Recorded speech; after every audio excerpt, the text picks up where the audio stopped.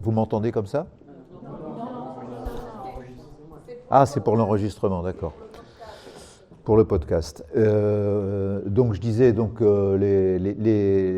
prix payé par les voyageurs couvre à peu près 25 à 30% du prix de la mobilité ferroviaire régionale, enfin régionale tout court, puisqu'il n'y a pas que du ferroviaire en région, il y a aussi des cars.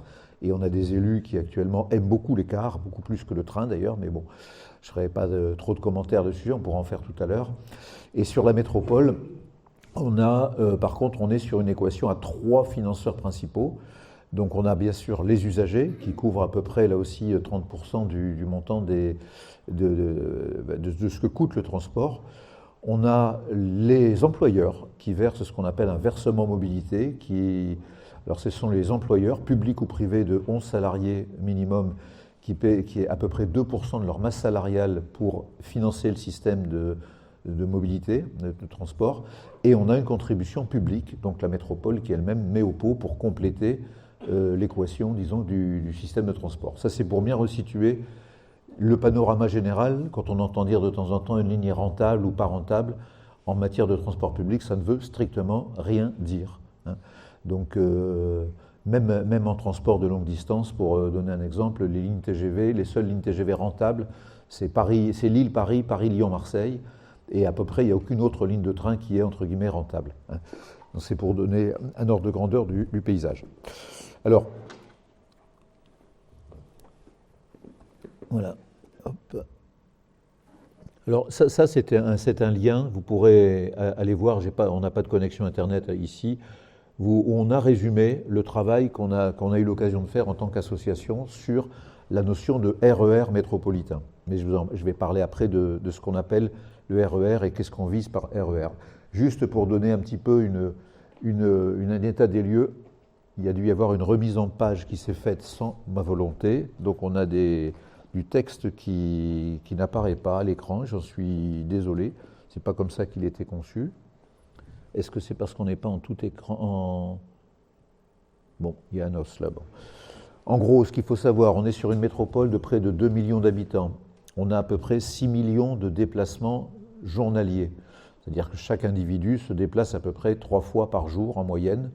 Mais ça peut être un déplacement pour aller chercher son pain, comme pour aller à l'autre bout du territoire.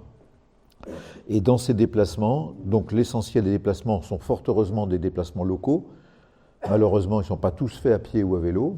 Il y a malheureusement une partie de ces déplacements très courts qui sont aussi faits en voiture. Et puis on a 1/10 de ces déplacements, donc 600 000 déplacements, qui sont des déplacements intercommunaux, donc qui, par exemple ici, ce sera tous les gens qui vont venir travailler dans la zone des milles et qui viennent, pour certains, pour beaucoup, de toutes les communes alentours. Bon, et voilà, y compris Aix. Enfin, Aix, normalement, ils sont comptés dans les 9/10. On en a 150 000 dans tout ça, pas dans tout ça, je dirais juste à cheval entre les déplacements intercommunaux et déplacements quotidiens, qui concernent le parc d'activité d'Aix-en-Provence. Et quand on regarde à l'échelle de la métropole, alors les chiffres, ne les prenez pas, à la virgule près, ils sont bons, mais on a très peu de déplacements encore à vélo, malgré une progression qu'on a connue ces dernières années, mais notre progression a été beaucoup plus faible que celle qu'elle a été sur les autres territoires. Donc Lyon, par exemple, Strasbourg, Grenoble étaient déjà en avance et ont progressé beaucoup plus vite que ce que la métropole d'Aix-Marseille-Provence a progressé. En train, c'est pareil, on est très très faible en termes d'utilisation du train sur notre territoire. Je donnerai un chiffre sur entre Nice et Cannes, c'est pas très loin pourtant, on est à près de 20% de part de marché du ferroviaire entre Nice et Cannes. C'est pour donner quand même dans le sud de la France. Les autres transports en commun, en général, on est à 10%, ce qui veut dire que même en comptant le train, on est à 10-11% de déplacements en transport public à l'échelle du territoire. Et puis, alors la marche, fort heureusement, est plus importante, mais elle est surtout en ville, évidemment. Et on a donc un taux d'utilisation des véhicules motorisés qui est très fort. Alors quand on zoome à l'échelle du centre de Marseille ou du centre d'Aix, heureusement ces chiffres ne sont pas ceux-là, sinon ce serait dramatique. On est plutôt dans le centre des villes, on va osciller plutôt autour de 3% de vélos, on sera autour de transport en commun, on va être un peu au-dessus de 10, voire 15%. on sera au-dessus au niveau marche et on sera un petit peu en dessous au niveau véhicule particulier. Et ça, c'est bien pour montrer la particularité de ce territoire qui est une métropole multipolaire et où tous les modes de déplacement doivent être utilisés, notamment le train. Donc des enjeux, alors la dernière phrase, c'est dommage qu'on ne la voit pas, des enjeux environnementaux, sociétaux et économiques. Donc en termes d'inclusivité, il ne faut pas oublier que la mobilité, les transports, ce n'est pas seulement pour faire plaisir au climat, c'est juste aussi pour répondre aux besoins de déplacement des uns et des autres. Je prends une commune, j'avais pas mal étudié la question sur Digne-les-Bains par exemple, on a la moitié de la population de Digne-les-Bains qui n'a pas accès à la mobilité individuelle motorisée, c'est-à-dire qui n'a pas le permis, qui n'a pas de voiture, qui n'a pas de mobilette ou de scooter, donc qui est obligé de faire appel à un tiers. Alors c'est normal pour des jeunes de moins de 18 ans, ça l'est peut-être moins pour d'autres, donc ça veut dire que le transport public, hein, c'est vraiment, et avec le vélo aussi bien sûr, mais c'est un outil au service des gens simplement, et de ce qu'ils ont à faire tous les jours, c'est-à-dire la formation, l'emploi, je vais te laisser faire parce que c'est fatigant. La formation, l'emploi, les loisirs, la famille, etc. Alors, le train, c'est ce que je disais, pour nous, on considère, nos associations, et en particulier l'association de l'OTER PACA, donc, dont je suis le secrétaire général, qui fait partie de France Nature Environnement PACA, mais qui est aussi adhérente de la FNOT, la Fédération Nationale des Associations d'Usagers des Transports, milite très fortement pour le train du quotidien, donc le train qui irrigue tout le territoire national, le territoire régional, puisque c'est notre spécificité, et le territoire métropolitain, donc avec ce qu'on appelle, alors on qualifie ça nous davantage de RER. Alors quelle est la différence entre un RER et un TER pour nous? Un RER, c'est un peu en référence, vous vous en doutez, à Paris, c'est-à-dire des trains qui sont traversants, c'est-à-dire que quand on ne s'arrête pas dans la gare d'entrée d'une ville principale, mais on peut aller plus loin, on peut aller jusqu'à l'autre bout de la commune, voire au-delà. Ce sont des trains fréquents, ce sont des trains qui circulent du matin tôt au soir tard, ce sont des trains qui sont en correspondance avec des bus ou d'autres types des tramways dans les différentes gares qui sont desservies. C'est une intermodalité tarifaire, une intégration tarifaire, ce qu'on appelle donc des titres de transport, alors qu'ici, j'imagine, vous utilisez peut-être de temps en temps le train, vous êtes sans doute à vous gratter la tête de dire quel est le titre de transport que je vais utiliser pour pouvoir utiliser le train par rapport à ce que je fais d'habitude avec le bus ou autre. C'est des questions qu'on doit plus se poser dans une ville ou dans une métropole comme Aix-Marseille-Provence. Voilà, et on voit ici différentes couleurs, parce qu'on a imaginé au fil du temps, avec nos associations, alors on a des petites nuances d'appréciation entre associations, mais globalement, on est quand même d'accord. On a une ligne, qui est la ligne de la Côte Bleue en bleu, on ne va pas insister ce soir là-dessus, mais c'est une ligne qui est un petit peu, je dirais, qui a son fonctionnement à elle. C'est une ligne qui démarre de Marseille, qui longe la Côte Bleue, qui arrive à Miramas. On a quelque chose qui est assez évident aussi, c'est la grande transversale qui longe le littoral depuis, je dirais, Toulon et même au-delà, et qui s'en va ensuite, on s'en va sur minimum Miramas, ensuite Avignon ou Nîmes, Arles, Nîmes, etc., avec des trains qui peuvent être des trains de plus proximité. Et puis quand on zoome, on a effectivement notre fameuse ligne Marseille-Aix, mais aussi Aubagne-Marseille. Et ce qu'on a imaginé, ce qui répondrait à des besoins relativement importants, c'est de relier l'ensemble des zones d'activité et d'emploi du territoire par une ligne qui ferait Aubagne, quartier est de Marseille, gare de la Blancarde, quartier nord de Marseille, on arrive à Gardanne, on arrive à Aix, et on continue sur Aix-les-Milles, et voire éventuellement ensuite sur Ognac, et on revient par la ligne portuaire pour desservir tous les emplois du nord de Marseille. L'idée, c'est de dire, sur une ligne comme ça, aucune de ces lignes n'est faite pour être utilisée de bout en bout. Si vous avez déjà utilisé le RER de Paris, personne n'utilise une ligne de RER de bout en bout. C'est juste de faire des sauts, je ne veux pas dire de puces, mais de relier des grands secteurs entre eux de cette métropole. Et vous le voyez, on est allé, là, Jean-Luc en parlera plus en détail, sur un zoom sur qu'est-ce qu'il faut faire sur la zone des Milles, et notamment par rapport au nord du territoire, donc à Pertuis. Et là, l'idée, c'est de compléter ce RER, donc c'est-à-dire ce train, par ce qu'on appelle un tram-train, c'est-à-dire un véhicule qui ressemble plus à du tramway, mais qui peut circuler sur les mêmes rails qu'un train, et qui va faire des arrêts beaucoup plus fréquents, et qui va ensuite rentrer dans la ville, dans le territoire, et là, en l'occurrence, dans la zone d'activité, par exemple, d'Aix-les-Milles, ou vers la gare TGV. Alors, là-dessus, il y a un petit tronçon dont on parlera après, c'est le tronçon Aix-Rognac. Toutes ces lignes que vous voyez sont des lignes qui sont ouvertes à la circulation, à l'exception de la rouge vers Tretz, ou vers Aix-TGV qui n'existe pas ou de zone d'activité. Mais en tout cas, toutes sont ouvertes, à part la rouge. Sauf que la ligne verte entre Aix et Rognac, c'est une voie ferrée qui existe, qui est toute neuve, qui voyait circuler des trains de marchandises pour alimenter Gardanne, et qui n'en voit plus circuler aujourd'hui, alors qu'elle venait d'être refaite à neuf. Donc on nous promet qu'avec la transition de la centrale de Gardanne au bois, on reverra circuler bientôt des trains de bois. Mais ce qu'on dit, c'est que ce n'est pas avec un train par jour qu'on justifie le fait qu'il y ait une ligne. Donc on dit, utilisons cette voie ferrée pour faire circuler des voyageurs sur cette voie ferrée. Ça paraît évident comme notion, mais visiblement, ça n'est pas évident pour tout le monde, puisqu'on a des collectivités qui ne veulent pas en entendre parler. SNCF Réseau qui n'est pas intéressé, la région qui non plus, et puis la métropole qui hésite à exprimer auprès de la région son besoin, sachant que si elle exprime ce besoin auprès de la région va lui dire ok, mais il faudra que tu mettes la main à la poche pour payer ce type de service et pour densifier l'offre. En deux mots, alors je ne sais pas si on l'a sur le slide suivant, en deux mots, s'il s'agit simplement... Non, je crois qu'on est reparti en arrière, là. Ça, c'est ce que je voulais dire tout à l'heure. Voilà.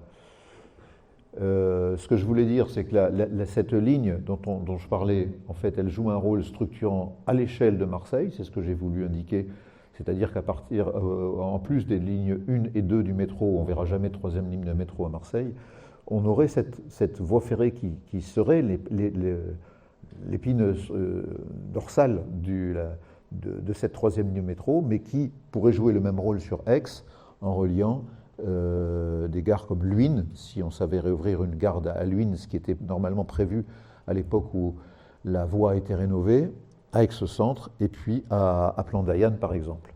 Tu peux... Je vais le faire. Voilà, oui, c'était ça. C'est bon? Non, la précédente. Donc, en fait, on a, là, ce qu'on a donc imaginé, mais on reviendra en détail dessus, c'est qu'effectivement, sur cette voie ferrée Aix-Plan-d'Ayan, on a toute une série de haltes qui pourraient haltes ferroviaires émailler cette ligne et en faire une ligne de tramway. Alors, tant qu'il s'agit de faire circuler un train toutes les demi-heures, par exemple, en prolongement du Marseille-Aix jusqu'à Plan-d'Ayan, on pourrait utiliser la voie ferrée quasiment telle qu'elle existe avec juste un signal de plus, un signal ferroviaire à Plan-d'Ayan. Dès lors qu'on imagine d'avoir des densités de trains beaucoup plus fortes et des arrêts plus forts, cette voie ferrée, il faut l'utiliser autrement, il faut la doubler. Donc on a cette chance que cette voie ferrée, elle est sur une emprise qui permet son doublement et de faire circuler bien sûr des trains plutôt à batterie, à terme des trains électriques, et ou des fameux tram-trains dont on parlait, pour utiliser en plus des trains donc cette voie ferrée. Alors c'est jamais des sommes négligeables, hein, on a chiffré ça au moins 100 millions d'euros, mais quand on regarde les projets alternatifs qui sont imaginés par la métropole pour éviter de faire ça, ce qui nous semble étrange, ce sont aussi des projets à près de 100 millions d'euros.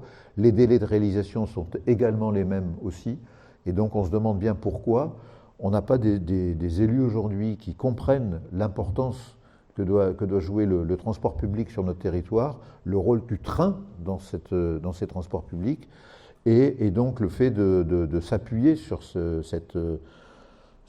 ces infrastructures qu'on a et qui ne servent à rien, en l'occurrence, pour faire du transport de proximité. Et je crois que c'était pas tout à fait la dernière. Oui, alors ben, je viens de l'évoquer, mais je le laisserai. Alors un élément de contexte aussi, on pourrait se dire, mais si, les collectivités y travaillent, la preuve, elles ont bâti un projet de SERM, Service Express Régional Métropolitain.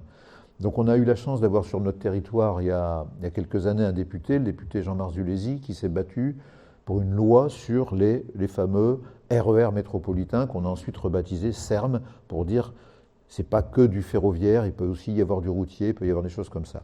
Donc il y a eu cette loi, et puis l'évidence, a priori, c'était Aix-Marseille fasse partie du lot et s'inscrive dans cette dynamique nationale. Il a fallu beaucoup pousser nos élus pour qu'ils bâtissent un dossier. Il y a eu un premier, pas utiliser de gros mots, mais enfin, une feuille de chou, je vais dire, pour être très poli, qui a été faite dans un premier temps pour dire oui, on est là, on voudrait peut-être faire quelque chose. Et là, ils ont donc missionné donc, un bureau d'études pour rendre avant la fin de l'année un dossier un peu plus étoffé pour obtenir le label SERM sur notre territoire. On le répète à chaque réunion que la loi sur les SERM, donc la loi Zulesi, oblige à une concertation avec les associations pour qu'on puisse faire part de nos avis, d'exprimer les remarques, faire des consultations. Il y a des consultations, des concertations, vous le savez, sur un tas de sujets aujourd'hui. Et puis, on nous dit, oui, mais on fera ce qu'il faudra. En fait, ils font strictement le minimum. Et on aura juste une information qui nous sera communiquée le jour où ils se seront arrangés entre eux pour ficeler un projet qui a très peu de chances de répondre à ce qu'on en attend, et ce, malgré tous les dossiers qu'on aura pu leur faire passer, tous les argumentaires qu'on aura pu développer. On a même fait des calculs de fréquentation possible de ces différents axes. Et la preuve en est, c'est que vous voyez, le seul document qu'on a réussi à récupérer du fameux SERM métropolitain labellisé par l'État, c'est une espèce de plat de nouilles, j'allais dire. En fait, il y a plus de lignes de car là-dedans que de lignes de train telles qu'elles sont représentées. Donc vous voyez un petit peu la difficulté.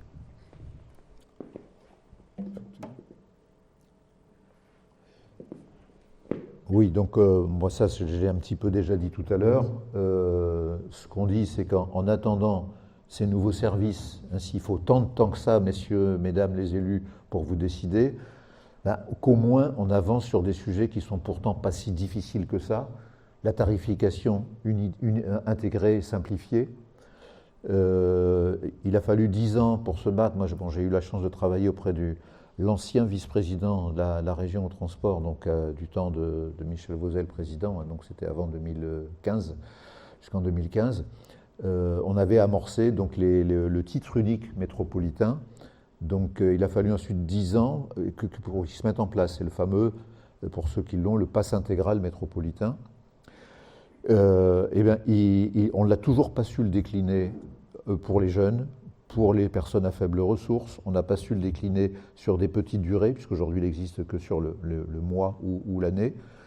Et surtout, il y a quelque chose qui pourrait être fait à l'échelle nationale, c'est de dire si on sait faire ces passes intermodaux à des échelles métropolitaines ou régionales, pourquoi ce ne serait pas le même pass qui permettrait d'aller d'un territoire à un autre avec une péréquation financière. Quand je vais à Paris, si je me déplace à Paris, ça veut dire que ce jour-là, je ne suis pas à Aix ou à Marseille, et réciproquement. Donc pourquoi je repaierais encore un pass ou un abonnement sur un territoire, alors que le jour où je veux l'utiliser, par définition, je n'ai pas le don d'ubiquité. Donc voilà. Donc il y a des choses qu'on ne comprend pas dans l'hésitation, disons, dans la mise en œuvre de ces...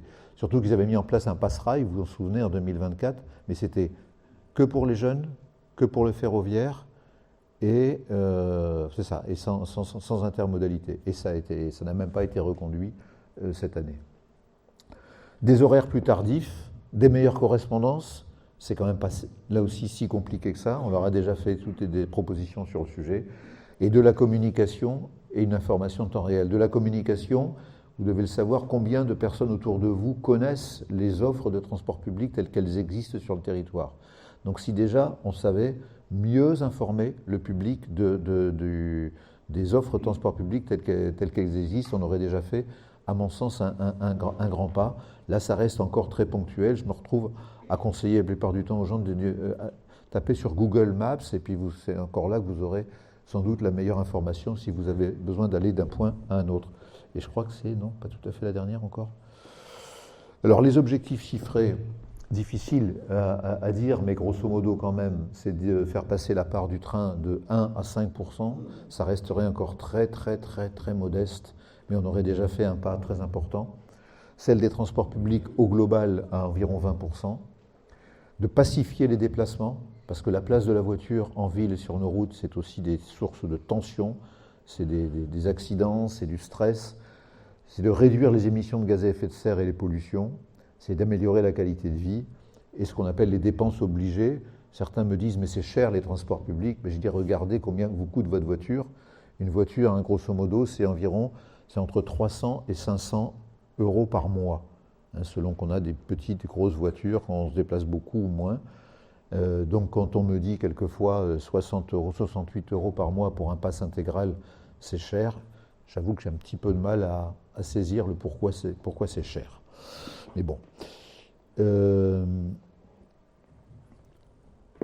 Et ensuite, oui, ce que je voulais dire et que vous retrouverez sur le diaporama de Provence Express, c'est qu'on a essayé de synthétiser tous les soutiens qu'on avait réussi à obtenir à notre projet global de RER sur l'ensemble de la métropole. Donc soutien d'élus, de parlementaires, d'associations d'entreprises, je l'ai dit, voilà, enfin vous verrez. En tout cas, c'est simple, quand on se déplace, qu'on montre, qu'on explique, comme ce soir un peu ce qu'on fait, on a plutôt toujours des gens qui nous disent c'est bien, pourquoi ça n'avance pas. Et puis, et quand on rencontre les représentants, les vice-présidents de la région, de la métropole, là c'est là où on a des réponses négatives et qui... Alors, est-ce qu'ils ne veulent pas comprendre? Est-ce que c'est... Enfin, en tout cas, ils n'en sont pas dans une logique de développement du transport public, à croire que la situation actuelle leur convient bien. Je pense qu'avant tout, on a des gens qui ne sont pas des pratiquants des mobilités alternatives et des transports publics et qui ne se rendent pas bien compte des besoins et des difficultés vécues par les gens qui soit n'y ont pas accès et ne trouvent pas ce qu'ils ont besoin, soit y ont accès et avec les plus grandes difficultés de fiabilité ou de densité d'offres. Voilà, en tout cas, on continuera à se battre, hein. Donc, après, je sais que Jean-Luc va vous parler du plan Marseille en grand, mais on continuera à se battre. Plan Marseille en grand, c'est juste un affichage qui a été fait d'un tas de projets qui avaient déjà plus ou moins été lancés sur le territoire, beaucoup à Marseille. Mais il y a peu de nouveautés encore dans ce plan et dans les annonces qui nous sont faites. Jean-Luc. Voilà, si vous voulez, merci.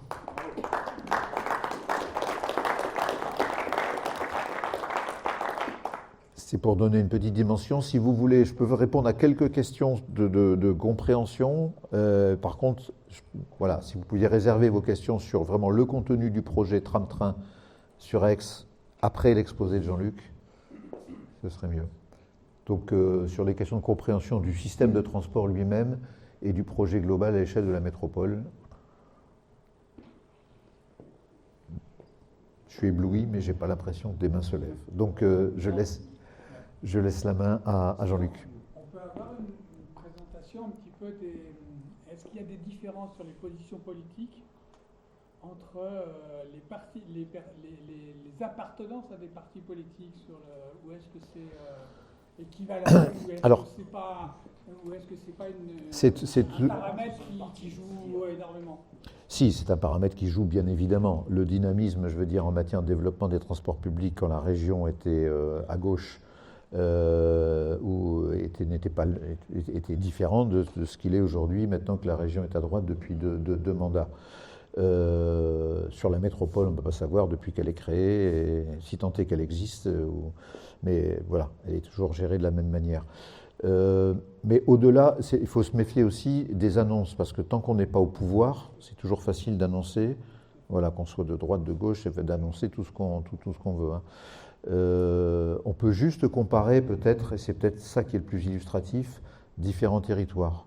Aujourd'hui, on voit Paris, on voit Lyon, on voit Strasbourg, on voit Grenoble, on voit Montpellier, on voit Bordeaux, on voit Poitiers, on voit Tours. ce sont des métropoles qui avancent. En matière de transport public, en matière de place du vélo, j'ai très peu parlé de la place du vélo. J'ai été 8 ans administrateur du collectif Vélo en Ville, je suis cofondateur de Ramdam avec Fred également. On n'avance pas sur le vélo non plus dans la métropole, mais ça vous le savez. Ben, ces villes-là, elles avancent. Elles avancent. Elles étaient déjà beaucoup plus en avance que nous, et elles avancent. Après, je ne vais pas vous... Bon, si vous connaissez la carte politique de ces villes, je vous la donne, mais voilà. Mais Lyon est aux mains des écologistes depuis le dernier mandat, Strasbourg également, Besançon également, Bordeaux également, Poitiers également, Tours également. Je ne voudrais pas que j'en oublie parce que, voilà.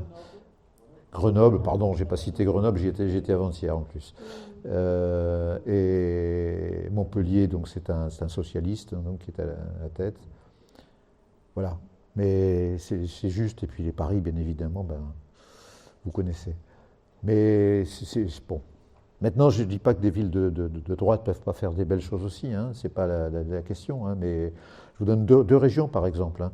Les 2 régions les plus dynamiques en matière de transport ferroviaire, ben, c'est une de droite, une de gauche. Il y a la région Occitanie, hein, qui avance bien hein, sur le ferroviaire, et vous avez la région Grand Est, qui est à l'état droite, et qui avance également bien sur le ferroviaire, et qui a su faire quelque chose d'absolument merveilleux à Strasbourg, sur l'Eurométropole de Strasbourg.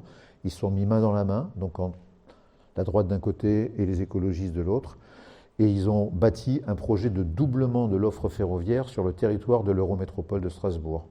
Donc, je travaille avec la SNCF, ils ont une facture, ils ont négocié la facture. La facture, elle est, alors on m'a dit 14, il paraît que c'est un peu plus aujourd'hui, mais c'était l'ordre de grandeur, 14 millions d'euros de coûts de fonctionnement annuels supplémentaires. Ils se sont partagés la facture en 2, entre l'Eurométropole et la région, chacun 7 millions. Vous imaginez, enfin, on vous parle de milliards à la télé tous les jours, 7 millions d'euros pour des territoires comme une grande région Grand Est et comme une grande métropole comme celle de Strasbourg, c'est rien. Donc c'est pour dire que la question d'argent qu'on nous met souvent en avant dans le cadre des projets, je pense aux projets cyclables, pareil, on se moque de nous, je vais rester poli là aussi, mais on se moque de nous quand on nous parle d'argent sur ce type de projet.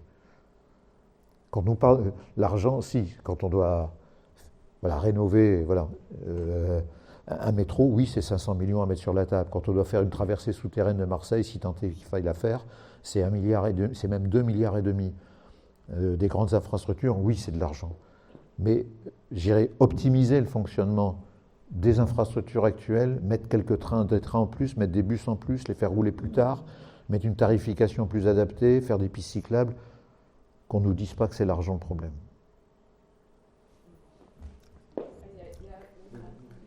Allez-y.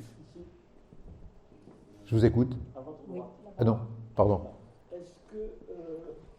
Quels arguments, ceux qui sont hostiles au ferroviaire, oui. Quels arguments avancent-ils? Il y a les arguments qu'ils vous annoncent, il y en a qui ne vous annoncent pas. Il y a le dit et le non dit. Parmi le dit, c'est ça coûte cher. Alors, c'est pas totalement faux, mais on a aussi des exploitants qui coûtent plus cher que d'autres. Bon, il se trouve qu'on est dans un pays où la SNCF fait payer ses prestations à peu près 30%, minimum, hein, je suis très gentil quand je dis ça, 30% plus cher de ce que font payer je ne vais pas dire ses concurrents, mais les sociétés historiques des pays voisins, y compris les Suisses. Les Suisses, les Italiens, les Allemands, etc. Et je ne pense pas que les cheminots allemands soient mal payés. En tout cas, je n'ai jamais entendu dire qu'ils étaient mal payés.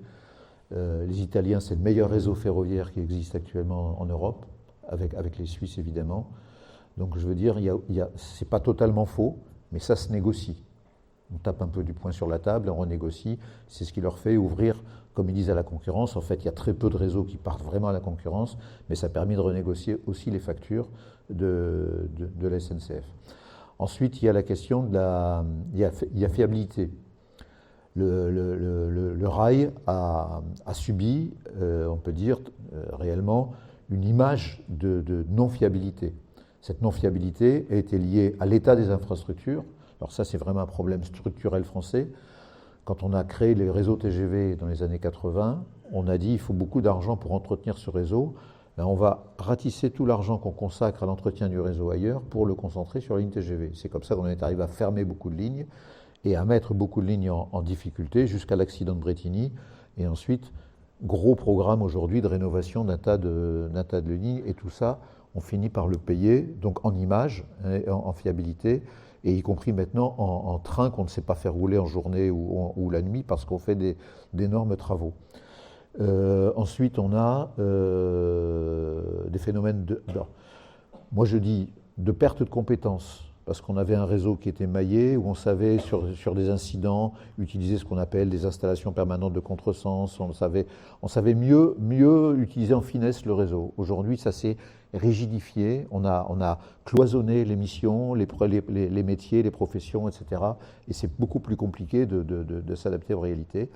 On a des phénomènes de grève, on ne va pas l'ignorer non plus, hein, et ça c'est surtout les chargeurs, je dirais, donc ceux qui transportent des marchandises, qui quelque part, pour certains d'entre eux, ne veulent même plus entendre parler du rail pour des questions de grève, entre autres.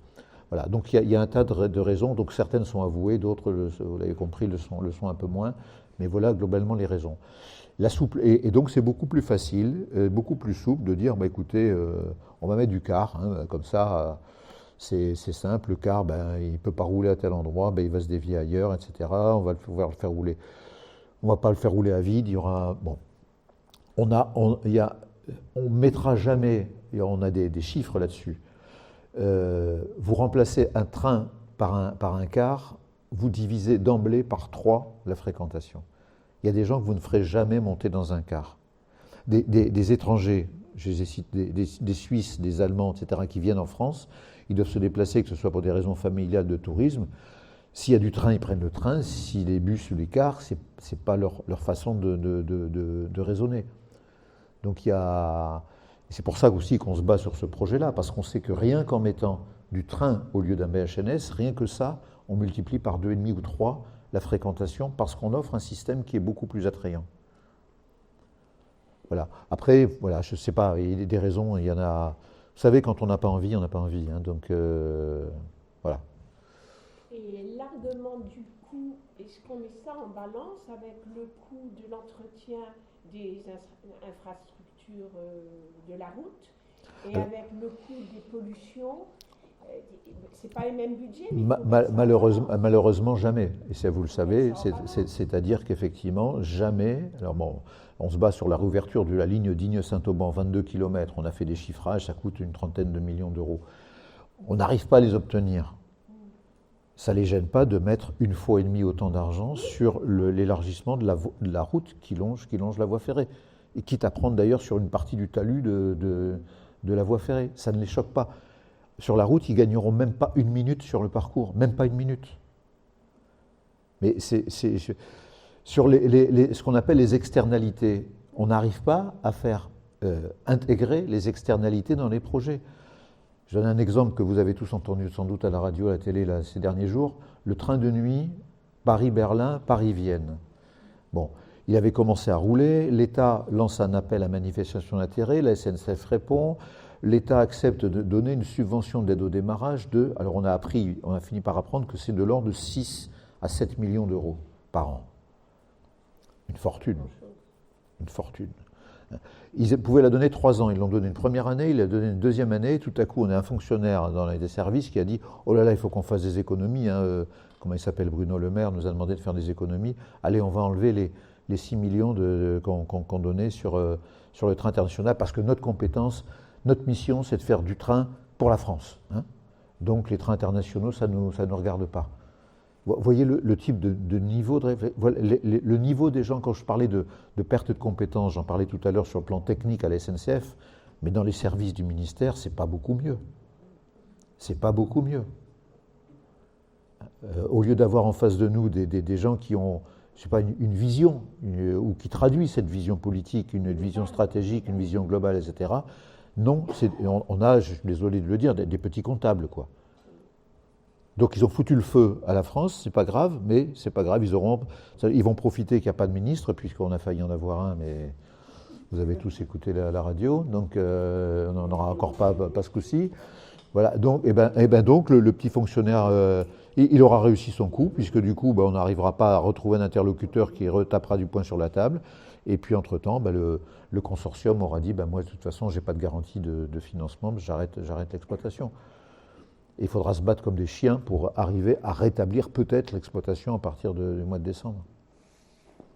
Oui, moi j'habite dans un quartier où on culpabilise les voitures, Oui. mais là où j'habite, à 10h du soir, il n'y a plus de bus. Or, je sors souvent voir des spectacles, et si je ne prends pas la voiture, je ne peux pas aller nulle part. Alors, en plus, ils ont mis le A vers le quartier du Jazz de Bouffon, Oui. mais à quelques mètres, Oui. ils auraient pu le rallonger, surtout que maintenant, ils ont supprimé les lumières, et je ne risque pas de rentrer dans le noir. Donc, vous voyez, on ne fait rien pour qu'on laisse tomber la voiture. C'est impossible. C'est typiquement le sens de l'exposé que j'ai fait tout à l'heure. C'est-à-dire que ce qu'on leur demande dans l'immédiat, avant les 100 millions ou les 150 millions, faites déjà ce que vous pouvez.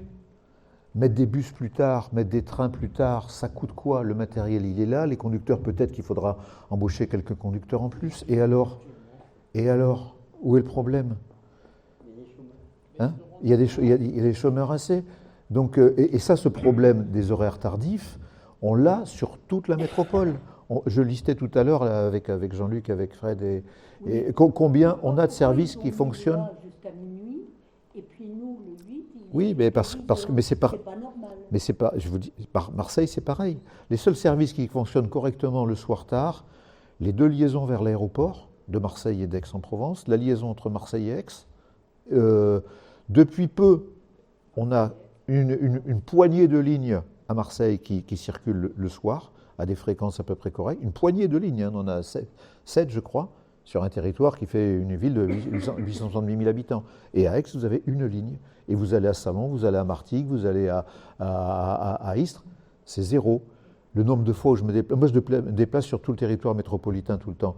Il est 7h30 le soir, je sais que si je n'ai pas quelqu'un pour me reconduire, je loge à l'hôtel, quoi.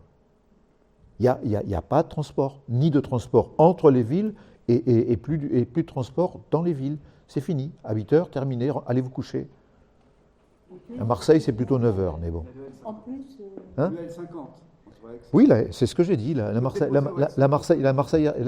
c'est tout. avant, je termine, avant, on pouvait Oui. aller à La Ciotat en bus, Oui. et maintenant, il faut passer par Aubagne, Oui, je par sais, Marseille. je sais. Et c'est dégueulasse quand on a envie d'aller à la mer et de ne pas prendre de voiture. Mais On voilà, peut pas. voilà. Vous voyez, tout est mal fait, quoi. Surtout, c'est qu'il n'y a pas suffisamment d'écoute des besoins des gens. Alors, il faut que de temps en temps, il y ait le feu à un endroit pour dire, il y a le feu, on va rétablir le truc. Donc, sur la Ciotat, je sais qu'ils ont rétabli des choses parce qu'à un moment donné, il y a eu le feu. Sur les quartiers nord de Marseille, tout à coup, ils n'ont plus voulu desservir la cité Calistée au-dessus de Saint-Antoine. Il a fallu des manifestations, il a fallu tous les élus montent au créneau, il a fallu des coups de gueule dans l'hémicycle pour que la métropole donne l'ordre à la RTM de redesservir la cité Calistée le soir. Parce que même phénomène que ce qui a été dit tout à l'heure, c'est en pente comme ça, il n'y a plus de lumière le soir ou presque, et c'est juste débile, quoi. Surtout un service qui existait, quoi, en plus. Oui. Voilà. On passe à la suite ? Allez, Jean-Luc. Oui, bonsoir. Alors, moi, je vais me focaliser peut-être un peu plus sur Aix. Et puis, moi, j'ai une vision peut-être un peu moins pessimiste que Stéphane, quand même, parce que je vois quand même, au niveau de la France, et au niveau de notre ville d'Aix, je vois des progrès, mais je vois des manques. Alors moi, ce que j'ai vu tout de suite, c'est qu'il y avait cette ligne fantôme qui passe au 1000, que personne ne prend, et tout de suite, je me suis dit, mais comment ça se fait, etc. C'est comme ça que j'ai adhéré à la FNOT il y a 6 ans, et je pensais que assez facilement, on allait convaincre les gens de remettre en œuvre cette ligne, et malheureusement, on y est toujours. Mais c'est vrai que si on veut, il faut quand même regarder un peu la mouvance des choses. Quand on voit le TGV, par exemple, c'est un progrès extraordinaire. Moi, j'ai connu la France sans TGV, la France avec TGV. Bon, donc on voit qu'il y a des secteurs où ça progresse. Moi, je suis un vieil aixois. J'ai connu les bus à Aix il y a 30 ans. Maintenant, moi j'utilise le 5, c'est le bus le plus utilisé après l'Express, je crois. Mais il y a des bus quand même tard le soir déjà, alors peut-être pas suffisamment tard, mais on voit que ça progresse. Mais il y a des endroits où ça résiste. Et effectivement, l'endroit où ça résiste, c'est ce qu'on appelle dans le jargon des transports en commun, c'est le périurbain. C'est-à-dire que les Français, nous sommes dans une métropole, mais je vais me polariser sur la question des métropoles. Il y a 3 grandes métropoles en France. Il y a la métropole de Lyon, la métropole de la région parisienne, et puis il y a la nôtre. Et on peut comparer le résultat au niveau des transports en commun, c'est-à-dire, quand je dis des transports en commun, c'est les transports périurbains. C'est-à-dire que nous, les Aixois, on a besoin d'aller à Marseille, tous les jours, ou certains Aixois, de nombreux Aixois, etc. Et on a besoin certains ont besoin d'aller à Fos pour aller bosser, etc. Et là, eh ben, tout le monde est en bagnole parce que les Marseillais, les métropolitains n'ont pas su développer un système périurbain. Un système périurbain, c'est un système à base de train. Et ça, on n'a pas su le faire. Voilà. Alors, il faut se poser la question, pourquoi ? Moi, j'ai beaucoup travaillé là-dessus. Je suis représentant des usagers donc à Marseille-en-Grand, donc je pratique bien les choses, je vois comment ça se passe, et je vois qu'effectivement, d'ailleurs, à Marseille-en-Grand, ça ne progresse pas du tout de ce côté-là. Par contre, il y a de nombreux progrès qui sont liés à Marseille-en-Grand, on peut en dire un message, mais sur le train, ça n'avance pas. Alors donc, il faut se poser la question, pourquoi ? Parce que si on regarde, par exemple, et je dirais, la question politique, pour moi, elle est secondaire. Je vois, par exemple, le Grand Paris Express qu'ils sont en train de faire dans la région parisienne. Ben, c'est emmené par une région, la région d'Île-de-France, qui est présidée par Pécresse, qui est quelqu'un de droite, et ils font, alors je ne sais pas si c'est uniquement grâce à Pécresse, c'est grâce à l'équipe qui s'est mise en place depuis des années, et il y avait une volonté politique énorme, et ils sont en train de bâtir ce qu'on appelle le Grand Paris Express, et c'est vraiment, ils construisent l'avenir, vraiment. Si on prend un autre genre, c'est les Lyonnais, nos voisins les Lyonnais aussi, ben, c'est extraordinaire en transport en commun. Si vous prenez Marseille, il y a 20 km de tramway à Marseille, actuellement. Ça va progresser avec Marseille-en-Grand, quoi qu'en dise Stéphane. Mais à Lyon, ils ont 110 km. Alors, est-ce que c'est parce qu'ils ne sont pas de la bonne couleur politique, etc. Je crois qu'au-delà des couleurs politiques, il y a aussi une habitude d'agir, etc. Peut-être le fait que Marseille est un petit peu à l'écart, etc. Et donc, c'est vrai que Marseille est restée, et quand je dis Marseille, c'est la métropole, est restée à l'écart en ce qui concerne justement les transports périurbains, et on est toujours dans nos bagnoles, entre Aix et Marseille, etc. Moi, j'avais un copain qui se formait au métier de soudeur et qui allait à Fos tous les jours en partant d'Aix. Il m'a dit d'y aller en moto, en partant à 5 h du matin tous les jours, etc. Bon, voilà, parce que si on habite Aix et qu'on veut aller à Fos, il n'y a pas d'autre manière de faire que de prendre sa bagnole. Donc, il y a un problème, il faut réfléchir aux raisons. Alors, je me suis dit, quelle est la raison pour laquelle il y a déjà ce problème particulier ? Moi, j'ai connu quelqu'un à la métropole, qui était au plus haut niveau de la métropole, au niveau des transports en commun, qui pensait honnêtement, quand il était avec moi simplement, que ce n'était pas officiel, il me disait que ce qu'il faut faire, c'est enlever la ligne de train Aix-Marseille, parce que c'est une ligne de montagne qui ne sert à rien, et il faut mettre des bus dessus, c'est ça la bonne solution. Donc il y a des gens, c'est des gens de très haut niveau, c'est pas le gars, c'est le gars qui dirigeait tous les transports en commun au niveau de la métropole de Marseille. Donc c'est un îlot où ils raisonnent comme ça, ils n'ont pas compris le rôle que le ferroviaire peut jouer dans les transports périurbains, qui sont notre lot. C'est-à-dire que maintenant, les Aixois, ils ne travaillent pas à Aix, ils vont à la fac à Marseille, les Marseillais vont à la fac à Aix, etc. On circule sans arrêt dans la métropole. Donc on voit l'importance de ce que Stéphane a présenté, c'est-à-dire les RER, etc. Voilà.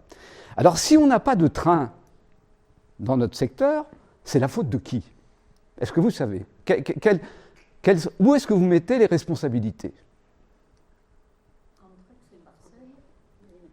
Non, mais je veux dire, il faut dire, c'est la mairie, d'où ça vient ce manque d'action ? Qui est responsable de ça ? C'est la métropole, non ? C'est pas la métropole. Parce que je vous pose la question parce que personne ne le sait, c'est secret presque. Bon. Alors donc je pose des questions. Qui est responsable du développement du réseau ferroviaire pour oui, non mais je le redis parce que les gens ils pensent que c'est la SNCF. Vous voyez, c'est la SNCF qui fait rien, etc. Bon. Non, la responsabilité est entre les mains de la région. Non, mais c'est eux qui décident. C'est eux qui décident. Et aussi, il n'y a pas une grande habitude de concertation. Hein. Ça, c'est pas non plus très répandu au niveau de la métropole. La concertation, c'est pas dans leur gène non plus. Je pense que, par exemple, les Lyonnais, ils ont une longue habitude de concertation. D'ailleurs, entre Villeurbanne, Lyon, ils ont l'habitude parce qu'ils sont plus proches les uns des autres. Hein. Nous, Aix, on est quand même à 30 km de Marseille. Donc, pour parler entre nous, ça s'améliore. Moi, je ne suis pas pessimiste, ça s'améliore. Mais ce n'est pas ordinaire. Donc, chez les Lyonnais, ils ont une habitude de travailler en commun qui est très ancienne. Et donc, c'est une des raisons pour lesquelles ils arrivent à mettre en marche leur réseau, etc., plus facilement que nous. Donc, il y a le problème que le développement ferroviaire, dont on a besoin, et si on veut faire Aix-Rognac, vous savez qui est-ce qui décide de ça? C'est Muselier. Voilà. Donc, la différence entre la région et la métropole. Et oui, mais non, mais la métropole n'a pas voix au chapitre pour Aix-Rognac. Si elle veut mettre un bus sur Aix-Rognac. Ce sont deux institutions complètement voilà, différentes. tu peux peut-être commenter. Deux institutions complètement différentes. La métropole, c'est un petit cours d'instruction civique. C'est important, je trouve, parce que... La métropole, c'est l'union de l'ensemble des communes du territoire, là. Quasiment tout le département. C'est-à-dire que quand vous allez aller voter l'année prochaine, vous allez voter pour vos élus municipaux. Et une partie de ces élus municipaux sont fléchés métropole. C'est-à-dire que si vous êtes dans une petite commune ici alentour, vous savez que c'est le premier de la liste uniquement qui, lui, ira à la métropole. Si vous êtes sur une commune comme Aix-en-Provence, vous savez que sur les 39 élus, ou je sais pas, 55 élus, vous en avez 17 qui vont aller siéger à la métropole. Et ça, vous le savez dès que vous votez, parce qu'il y a une petite étoile, il y a un signe sur le bulletin de vote qui vous indique que ces gens-là vont aller siéger à la métropole. Et donc la métropole, elle va être constituée de l'ensemble des élus des communes qui ont été fléchés métropole à partir de leur commune. Et ils vont gérer au niveau de la métropole toutes les compétences que les communes ont transférées à la métropole. C'est-à-dire les transports, on est en train d'en parler, mais ça va être aussi la propreté, les déchets, les parkings, l'aménagement du territoire, tout un tas de grandes compétences. Les mairies aujourd'hui, en fait, n'ont plus, alors un petit peu encore sur Aix, sur Marseille encore moins, mais n'ont plus énormément de compétences en propre. Hein, c'est-à-dire qu'on va gérer les cimetières, par exemple, on est encore au niveau de la ville, même pas. On va gérer les écoles. Et on va gérer, mais il reste beaucoup de choses. La police du stationnement, la police de la circulation, tout ce qui est police, effectivement, on va le gérer au niveau des communes. Mais les grandes compétences, elles vont être gérées au niveau de la métropole. Ça, c'est la métropole. La région, c'est carrément une institution à part. Hein, c'est-à-dire qu'on a aujourd'hui 6 départements dans la région Provence-Alpes-Côte d'Azur, que le président a appelé Sud, maintenant, bon, ça fait mieux. Et donc, on a un vote sur chaque département. Dans chaque département, on va voter pour nos représentants dans la métropole. Et l'ensemble des gens qui ont été... Dans la région, pardon. Excusez-moi. Dans la région. Une seconde d'inattention.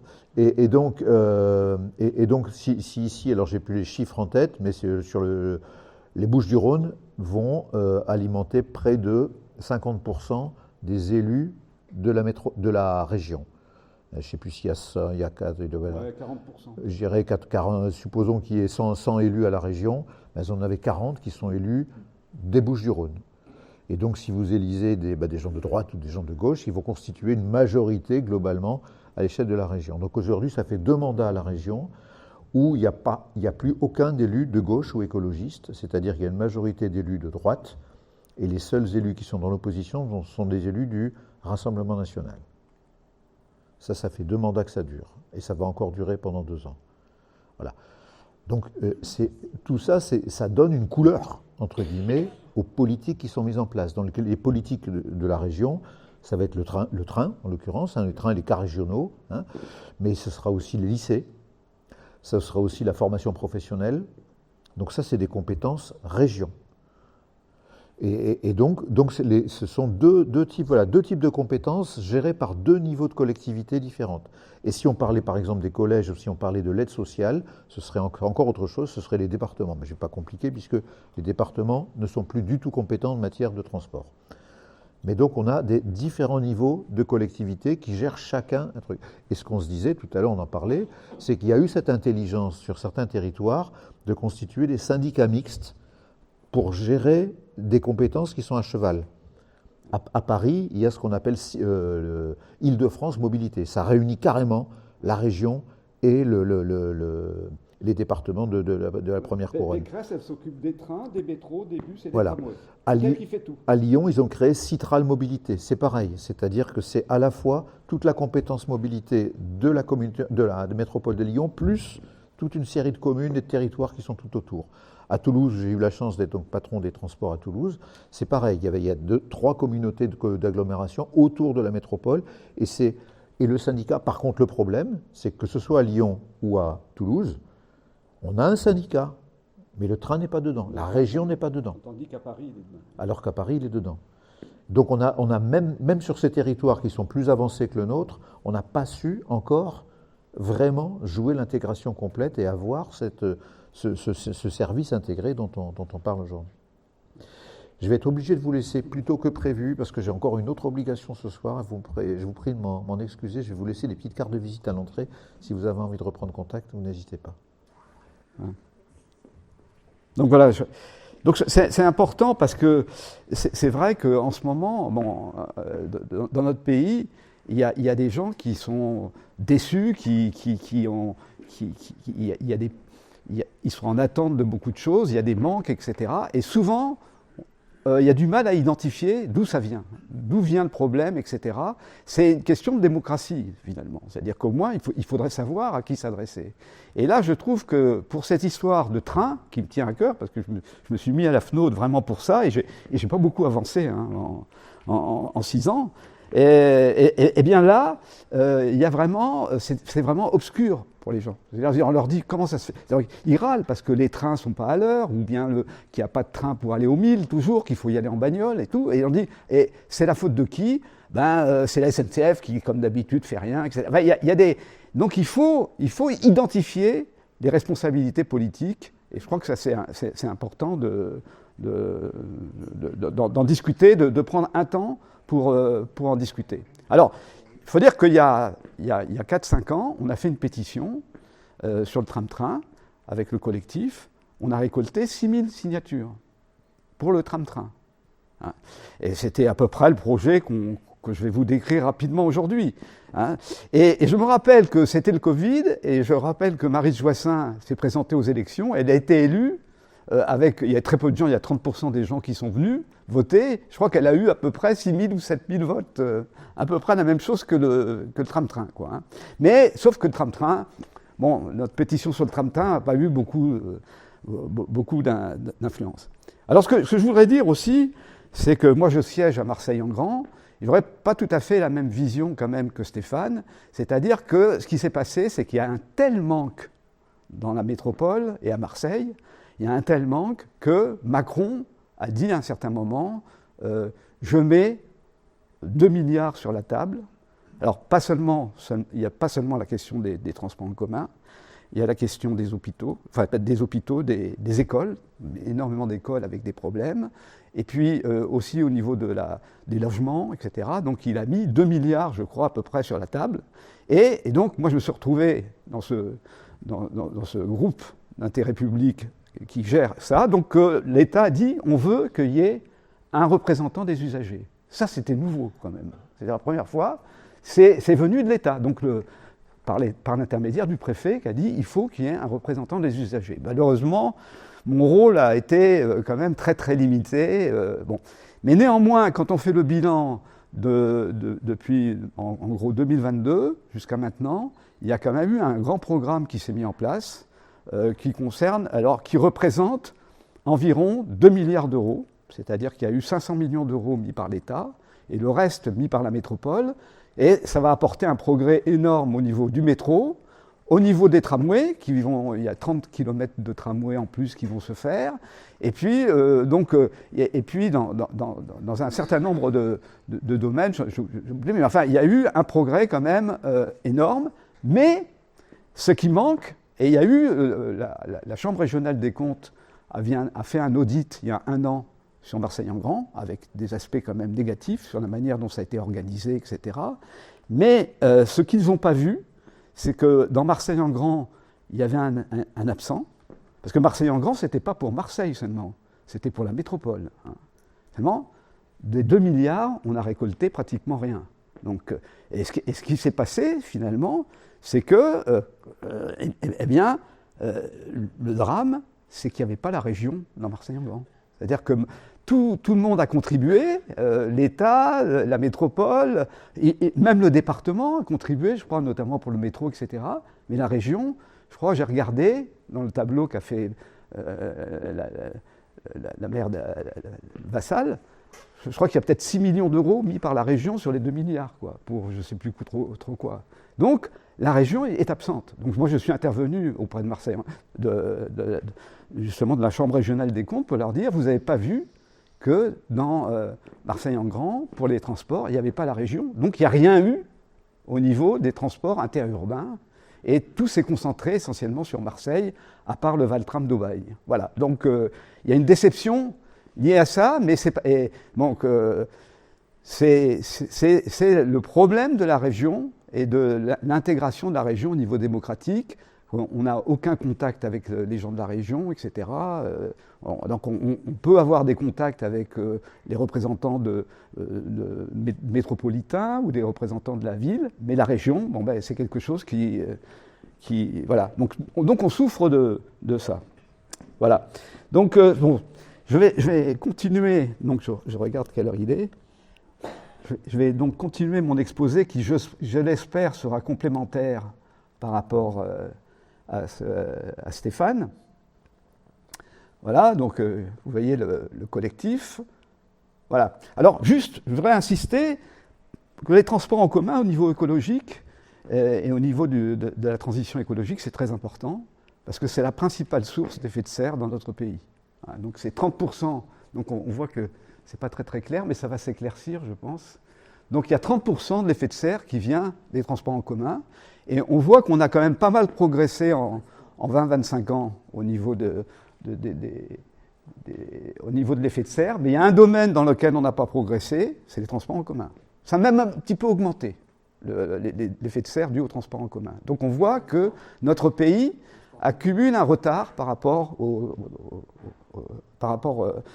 transports en commun, et particulièrement dans la métropole.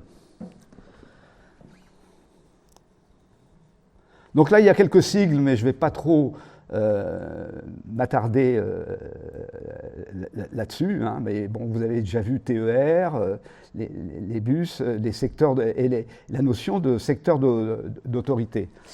Alors, au niveau de notre collectif, on n'a pas fait que s'occuper de proposer des lignes, etc. Il se trouve qu'il y a Wörth, dont on a réentendu parler récemment, parce qu'il était dans la liste des ministres, d'ailleurs. Bon, c'est un ancien ministre. Et il avait fait, à la demande de Macron, une liste des interventions qu'il fallait faire pour améliorer le fonctionnement des métropoles. Et il y avait une mention spéciale pour la métropole de Marseille, parce qu'il y avait un certain nombre de problèmes. Et donc il a fait un certain nombre de propositions. Et il y en avait une, il avait dit, ce qui ne va pas, c'est qu'il n'y a pas un syndicat unique des transports. Donc il a fait une proposition de dire il faut faire un syndicat unique des transports à Marseille, et il a donné un numéro, je ne sais plus quel numéro c'était un numéro de proposition d'Éric Woerth qui a été entériné par Macron, etc. Donc nous, avec le collectif, on a écrit à Vassal, on a écrit à la région, on a écrit, etc. Ça n'a eu aucun effet, aucune réponse, etc. Voilà. Donc on essaye d'avancer ça, mais on ne trouve aucun aucun cénacle qui va se mettre autour de nous pour discuter de ce point-là, c'est-à-dire qu'il trouve que c'est sans intérêt de discuter du syndicat unique.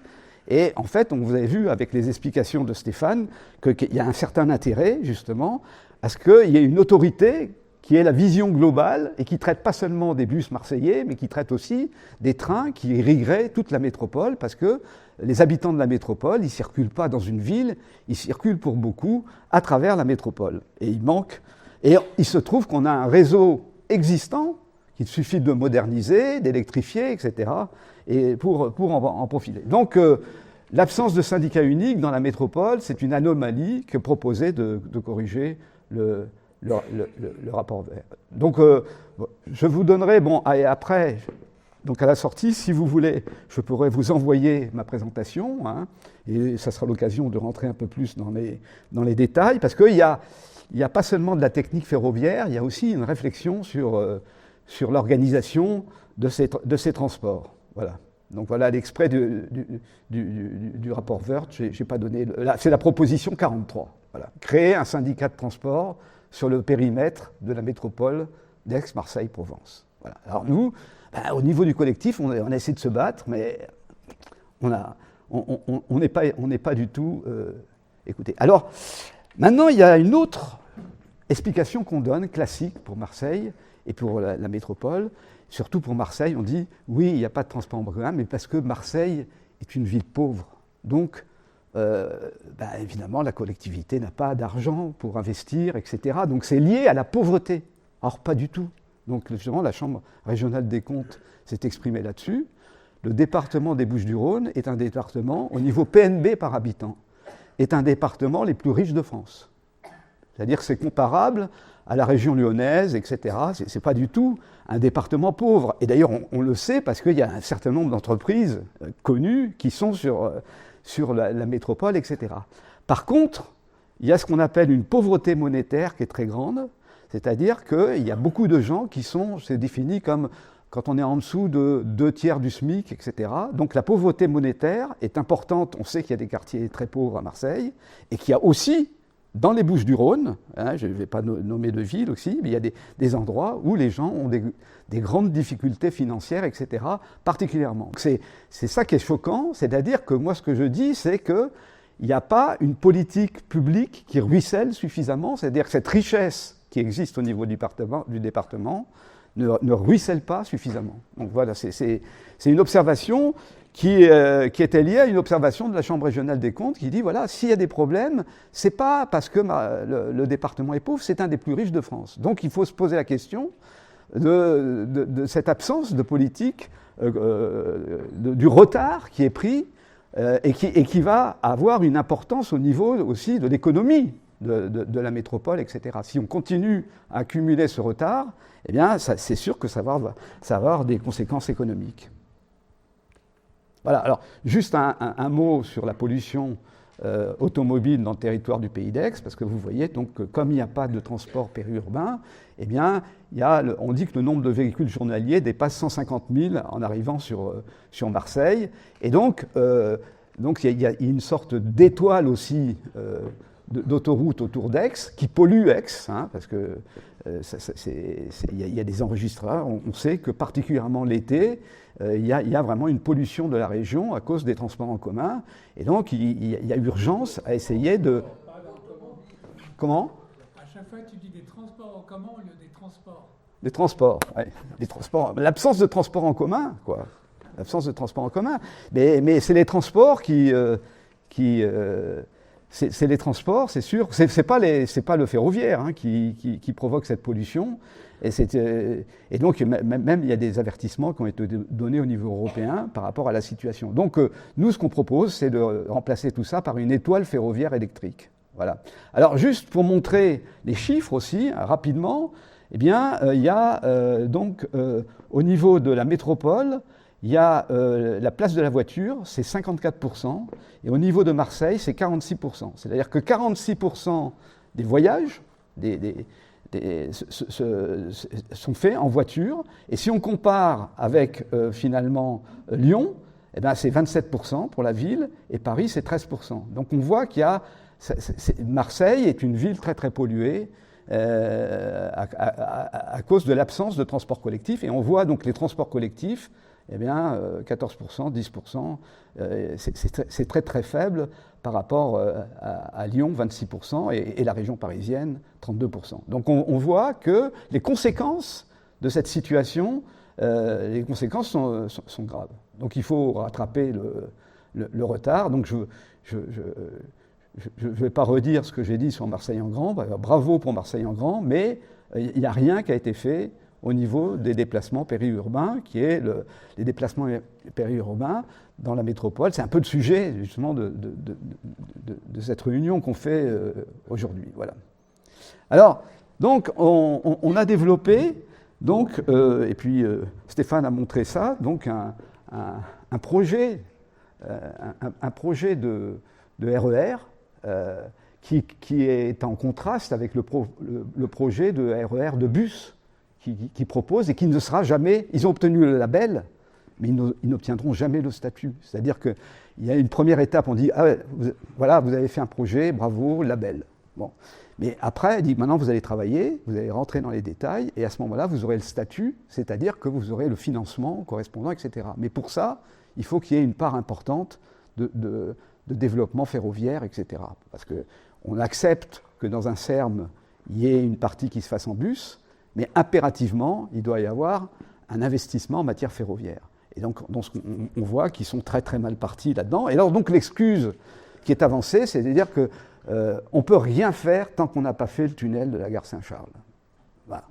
C'est l'excuse qui revient toujours. On ne comprend pas très bien le rapport entre le tram-train d'Aix-en-Provence et le tunnel de la gare Saint-Charles, mais c'est l'excuse qui arrive. Donc le tunnel de la gare Saint-Charles est très important. Donc nul doute qu'il peut jouer un rôle, mais ça ne doit pas nous empêcher de faire certains investissements, quoi. Voilà. Alors juste, ce que je veux dire, c'est qu'il y a à Aix, on a un débat particulier qui dure depuis 5 ans. C'est-à-dire que la municipalité, mais poussée par la métropole, parce que la municipalité, elle a compris, venant de la métropole à la région, dit vous n'aurez jamais de train. Donc la municipalité d'Aix, pragmatique, a dit bon, ben, on va faire un BHNS, d'accord. Donc ils sont partis sur cette base-là. Et le premier projet, c'était Maryse Voissin, qui était donc aux commandes, et a proposé de faire un platelage des voies entre donc Aix et Plan-d'Aillanne. Il y a entre Aix et Plan-d'Aillanne, qui est un peu le centre de la zone industrielle des Milles, donc qui est desservie par cette voie ferroviaire qui fait 8 km. Donc elle a dit, il y a cette plateforme-là, donc ce qu'on va faire, on va faire un platelage de la voie ferrée. Donc je ne sais pas si vous savez ce que c'est qu'un platelage, c'est quand vous passez un passage à niveau, vous avez un platelage pour que les voitures ne s'enfoncent pas entre les rails, donc ce sont de sortes de planches en bois qui permettent de passer, etc. Donc l'idée qu'ils avaient fait, c'est de faire un platelage. Et or ce projet est tombé à l'eau parce qu'il ne tenait pas la route. Mais c'était le premier projet de BHNS. Alors, de fil en aiguille, on ne va pas passer trop de temps là-dessus, mais on en est au... Donc il y a eu un article dans la Provence, BHNS Aix-les-Milles, un rapport percute le projet de Voissin. Alors c'était un rapport de la FNOT, des spécialistes de la FNOT qui ont dit c'est pas possible, quoi. Et puis tout le monde s'est admis. Donc il y a eu ensuite le deuxième projet. On dit d'accord, ok, on va pas faire ce projet-là, mais à ce moment-là, on va faire un BHNS qui circulerait à côté de la voie ferrée des Milles. Donc la voie ferrée, on n'y touche pas, mais on se met à côté, on va faire une piste cyclable à côté, etc., etc. Donc ça paraissait très simple, très rapide. Et en fait, c'est un projet qui posait plein de problèmes de génie civil. Et de fil en aiguille, ce projet a été abandonné. Donc maintenant, on en est au troisième projet de BHNS, qui est un projet de liaison par bus. Alors cette fois, ils ont abandonné la voie ferrée sur une partie du trajet. Ça a été présenté à la dernière réunion de Marseille en Grand, pendant laquelle on n'a pas eu du tout la parole. Il y a eu une présentation très rapide, mais en fait, la présentation réelle était dans la Provence le lendemain. Voilà, donc c'est là qu'il y a eu la carte du BHNS, etc. Alors tout le monde, y compris pas seulement nous, mais tout le monde a pris des loupes pour essayer de voir où ça passe. Il semble quand même que arriver dans la zone des milles, donc ils circulent en dehors de la plateforme, mais arrivés aux milles, ils ne peuvent plus faire autrement à cause des embouteillages, donc ils montent discrètement sur la plateforme et ils font peut-être les 2 derniers kilomètres à côté de la voie ferrée, quoi. Donc, voilà. Mais ce projet, on ne l'a jamais eu en main, comme les autres, on n'en a jamais discuté, ça n'a jamais été présenté dans les bulletins municipaux, etc. Donc c'est quelque chose qui se fait en dehors des citoyens, d'une certaine façon, ce qui est dommage, parce que ça permettrait sans doute d'avancer. Donc je ne vais pas trop passer de temps sur la question du bassin des milles, donc où il y a 150 000 voyages journaliers. C'est énorme. Quand on dit 150 000 voyages journaliers, ça veut dire 75 000 allées et 75 000 retours. Hein. Donc c'est la somme des allées et des retours. Voilà. Donc c'est énorme.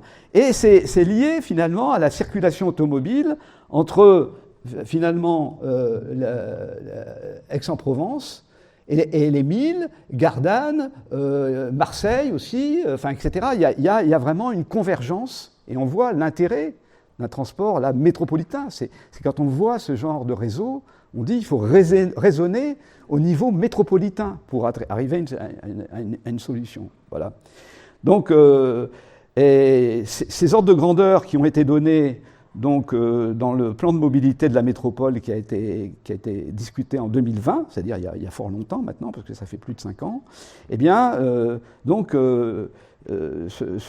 ces données ont été vérifiées récemment par les GPS des gens qui viennent en voiture.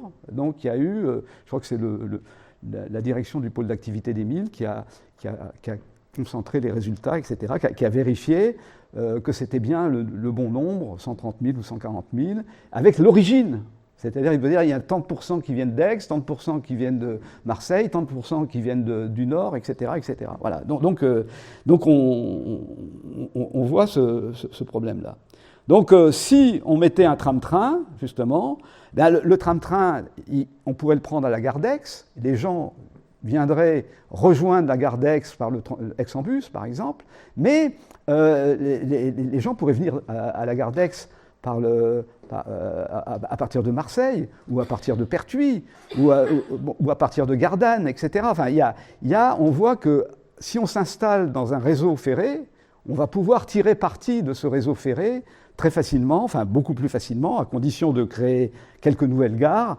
Et donc, là j'ai montré comment, contrairement au BHNS qui circule localement entre Aix et Plan-d'Aillanne, ben, c'est quelque chose de plus collectif au niveau du réseau de trains existant. Voilà.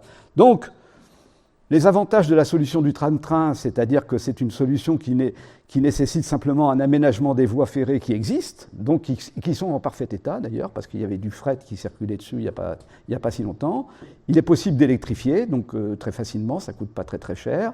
Et puis on va tirer parti, comme je vous ai dit, des correspondances. Et donc c'est une première pierre aussi pour nous, dans le cadre de ce CERM que nous proposons. Donc on peut dire, ben, vous voyez, dans le CERM, déjà, on peut faire un bout très facilement pour un investissement assez limité. Voilà. Donc on a communiqué ce projet, etc., mais on a écrit plusieurs fois à la région, à la métropole, etc., et donc l'avantage du tram-train n'a pas du tout été compris par les représentants politiques avec qui on a pu être en contact et qui généralement ne nous répondent même pas.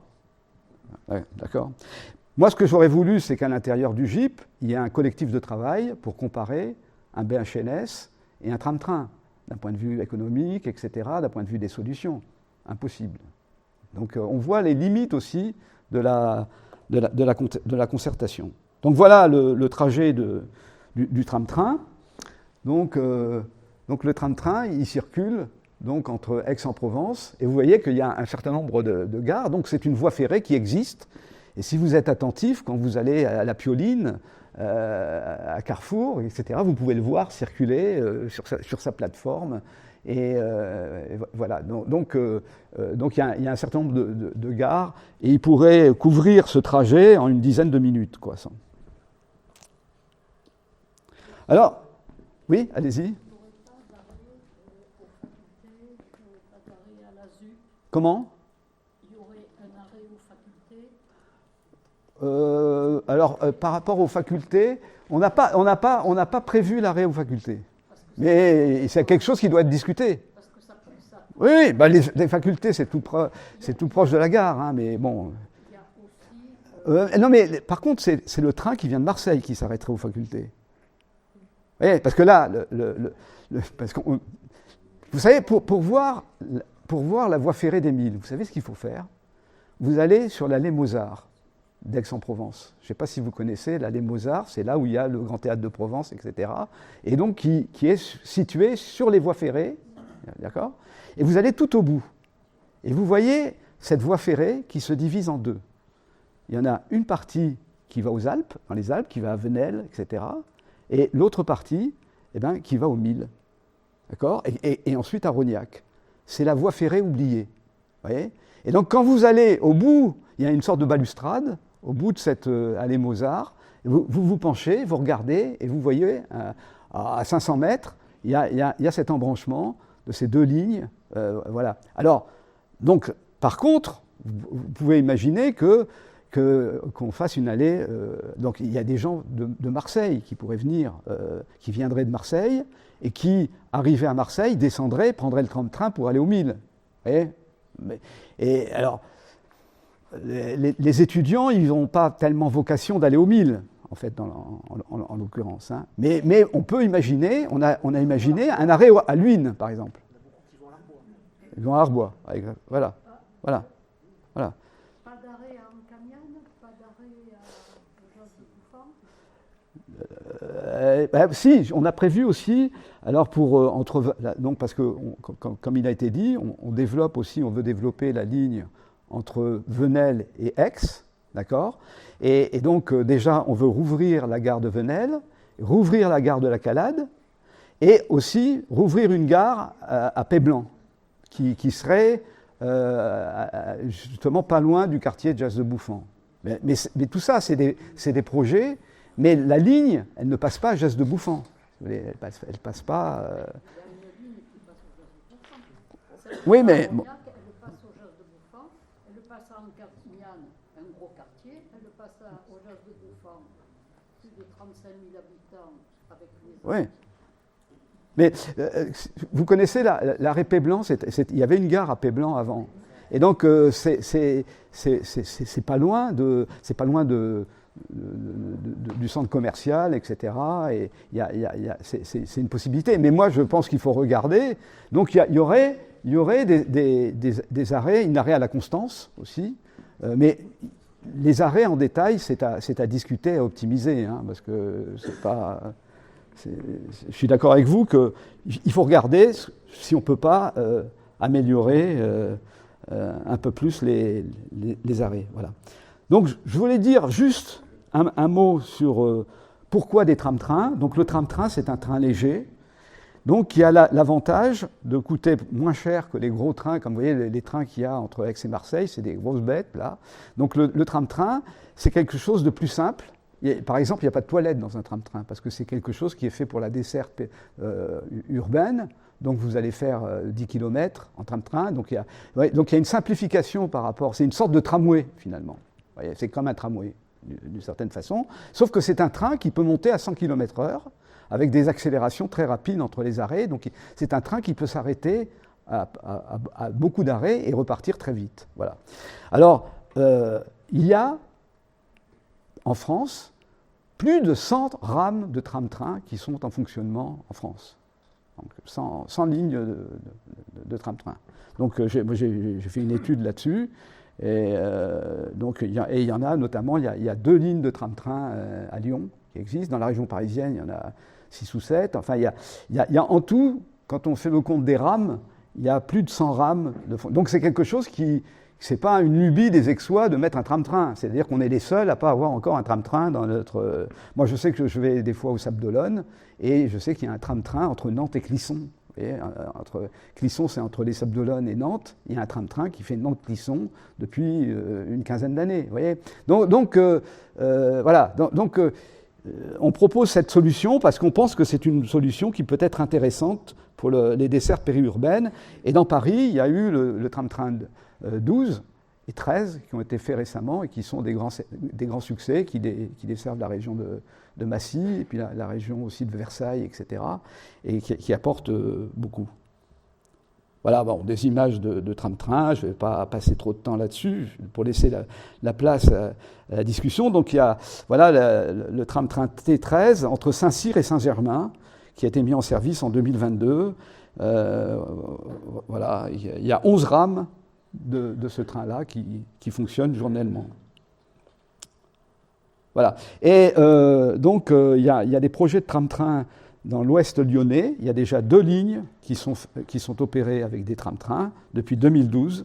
Lyon-Saint-Paul-Briey et Lyon-Saint-Paul-Saint-Bel. Voilà. Il y a 24 rames de Citadis Dualis, qui est le matériel typique d'Alstom qui est utilisé pour les tram-trains. Voilà. Voilà le tram-train Tassin à la demi-lune. J'aime bien ce nom de gare. Hein.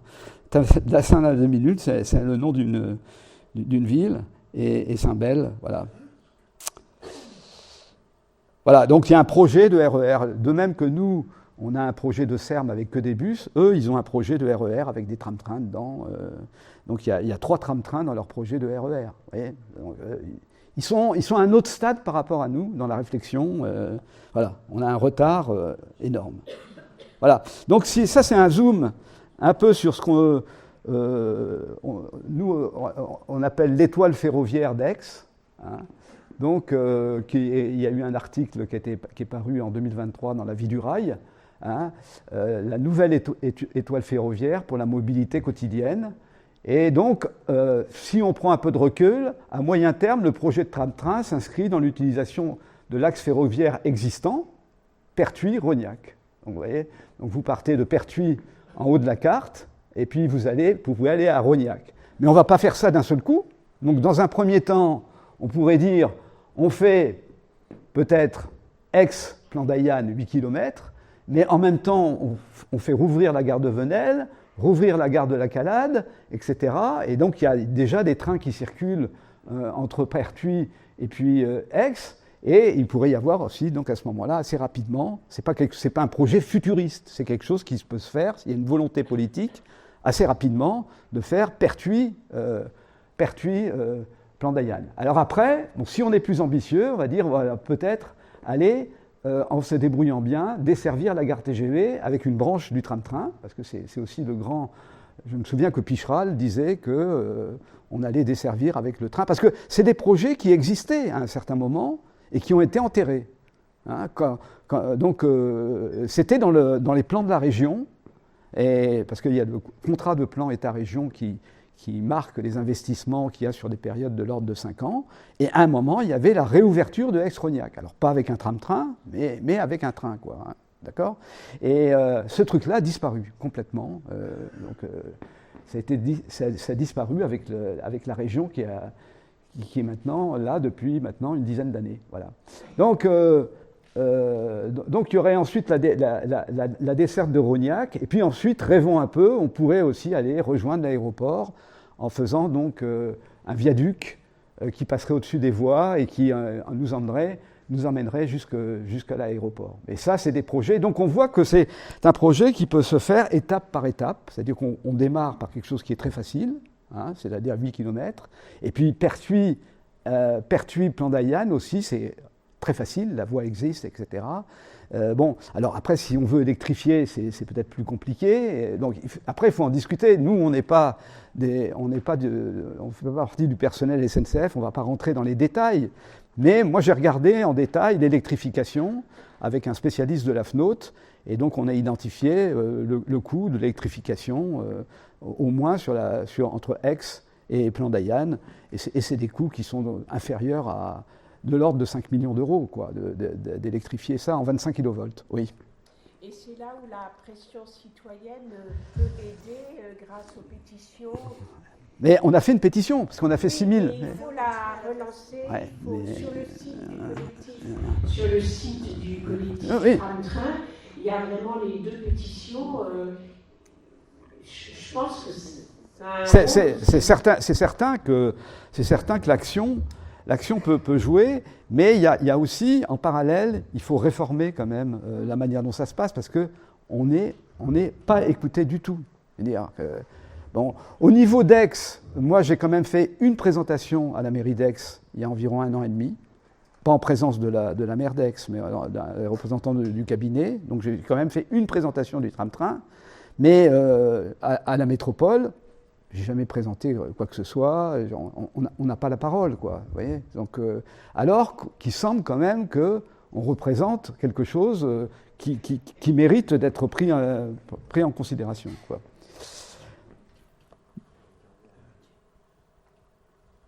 Voilà, donc moi j'accélère un peu, on voit le plan d'Ayane, on voit qu'il y a un dépôt de tram qui serait possible. Alors, donc le tram-train pourrait, à plan d'Ayane, sortir de la voie ferrée et se transformer en tramway, parce que c'est ça la vertu d'un tram-train, c'est-à-dire qu'il a en théorie la possibilité de rouler aussi bien sur des voies ferroviaires que sur des voies tramway, c'est-à-dire que ces roues s'adaptent aux deux voies. Voilà. Voilà. Donc je crois que je vais arrêter parce que. Un échange avec. Voilà. Non, je suis d'accord avec vous. Voilà. Je pense que je vais arrêter pour laisser la place à la discussion parce qu'il faut qu'on s'arrête à 8h30. Hein, voilà. Donc voilà. Vous avez raison de me rappeler à l'ordre. Voilà. Donc je ne sais pas si vous avez des questions. Oui. Donc c'est effectivement très séduisant. Parlez un peu plus fort. Donc je disais que c'était très séduisant. Donc on voit effectivement l'empreinte du ferroviaire, l'infrastructure ferroviaire, mais on va de toute façon devoir aussi avoir une interface entre la circulation à vélo et la circulation automobile. Je regarde un truc tout bête. Là, pour le tram-train qui vient d'être Pertuis, c'est très bien. Il va passer par Puricard, il va passer par la Calade. Moi, j'habite Puricard. Je ne vais pas faire 5 km ou 4 km. Ben, peut-être qu'il faudrait une gare à Puricard aussi. Il y a une gare. Oui. Figurée sur votre. Ben, je ne sais pas si. Qu'elle soit à Puricard, qu'elle soit à la Calade, ce n'est pas le problème. Ouais. Simplement, il va falloir des interfaces. Donc, ça n'est pas non plus que des gares existantes, ça veut dire des constructions de parking et des choses comme ça. Tout à fait. Donc justement à Venelle, quand on dit à la gare de Venelle, moi je suis allé, il y avait une manifestation il y a quelques mois, je regardais où est-ce qu'on pourrait mettre justement le parking. Bon, donc il y a des possibilités, mais ça ne se fait pas d'un seul coup. Voilà. Donc il faut prévoir aussi ces choses-là. Bon, donc c'est vrai que au niveau de la gare d'Aix, l'idée c'est d'arriver à la gare d'Aix en train déjà, ou en bus. C'est pas d'aller avec sa voiture à la gare d'Aix, de garer et de monter dans le tram-train. Vous voyez, l'idée, c'est justement de circuler dans le réseau en provenance de Marseille, etc. Alors après, on peut aussi prendre moi, j'ai un collègue de la fac Saint-Jérôme. Il va tous les jours à Saint-Jérôme avec son vélo. Et il descend à Picon-Busserine, il descend et il va avec son vélo. Donc, dans les trains, il y a la possibilité de mettre son vélo.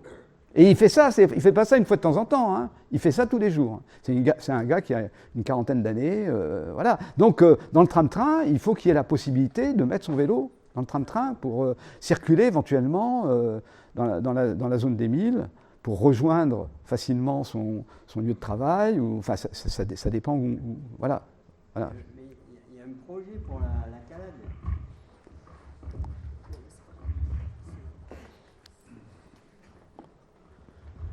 À la Calade, il n'y a pas grand monde, tandis qu'à Puricard, il y a plusieurs milliers de personnes. Oui, alors attends. Oui, mais il faut des aménagements partout. Il y a déjà la Calade, il y a à Venelle, le terrain, il y a une entreprise un marchand, le terrain qui appartient à la SNCF. Parce qu'en fait, il y a plein de places qui sont à la fois occupées ou pas. Donc on peut faire des parkings. On peut effectivement faire des pistes cyclables, ça c'est sûr. Hein. Mais bon, il faut déjà qu'il y ait une cyclables et de trains.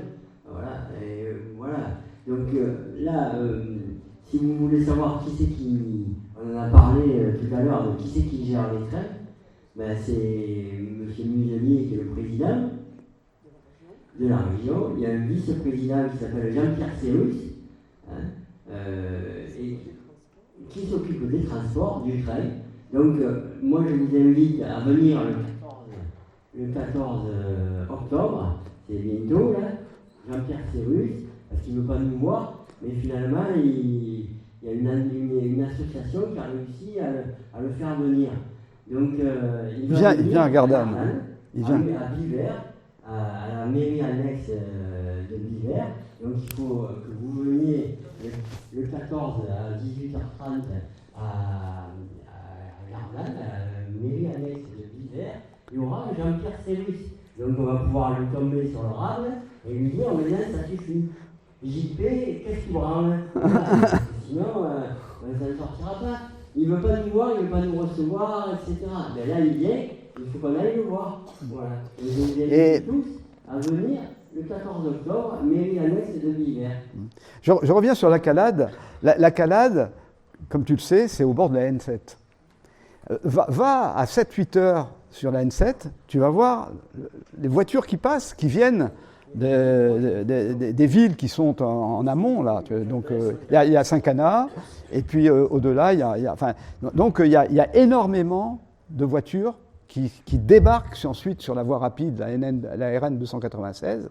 Et donc, s'il y avait donc ce parking à la Calade, qu'ils n'ont pas l'air de construire, hein, donc c'est cette zone de la Calade qu'ils sont en train de développer, mais on ne sait pas très bien ce qu'ils vont faire, hein, mais il y aurait vocation à développer une zone où les gens pourraient s'arrêter, laisser leur voiture et partir sur les Milles ou partir sur Marseille, etc. Et arrêter avec leur voiture à cet endroit-là, quoi. Mais, voilà. Les CIQ de la Ah oui, voilà. Ils ont déjà fait un projet. Il y a un projet alors je ne l'ai plus en tête, hein, mais il y a un projet pour Célonie. C'est la voie de Célonie, voilà. C'est un groupe qui s'appelle la voie de Célonie. Ils ont fait un projet avec des pistes cyclables pour organiser la circulation là-bas. Donc il faut y bosser dessus et les aider, et voilà. Ouais. Non, il faut qu'il y ait une prise de conscience sur ces aspects. Oui, il y a une autre question. Ah oui, pas. Qui n'est pas une question technique ou une proposition technique, mais une réflexion plus générale, puisque la question a été quand même posée à plusieurs reprises dans les exposés, des responsabilités et du pourquoi, des freins, etc. C'est là-dessus que je voulais dire un mot. Ouais. Je pense d'abord que le travail que vous faites est admirable.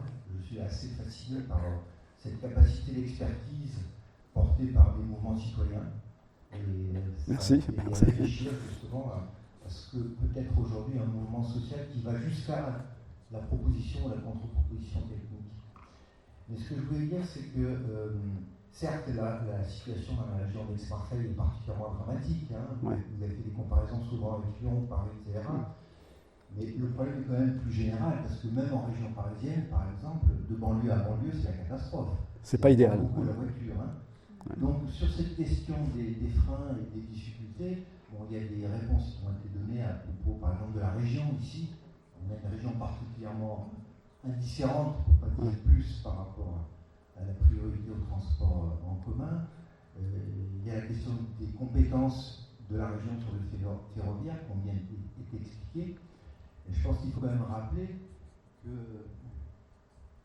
entre les élus, y compris la population, il y a quand même culturellement l'emprise du modèle de l'automobile dans lequel on est plongé depuis des décennies. Notre ami André Koulberg, qui est ici, a beaucoup travaillé sur cette question, après avec d'autres. Comment expliquer et comment lutter contre cette hégémonie de la représentation de l'automobile comme la solution à tout. Et là, on est devant un problème énorme quand même. Derrière, il y a la question du lobby pétrolier, qui influence directement ou indirectement énormément d'instants de décision. Il ne faut pas le mettre de côté. Et puis, je disais, les élus, mais aussi les citoyens, sont quand même sous l'emprise de ce modèle.